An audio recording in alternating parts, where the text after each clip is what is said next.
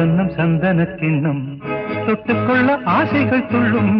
ரெண்டு கண்ணம் சந்தன கிண்ணம் தொட்டுக்கொள்ள ஆசைகள் துள்ளும். பூவை கையில் பூவை அள்ளி கொடுத்த பின்னும் தொட்ட தந்த கையில் மனம் வீசுது இன்னும்.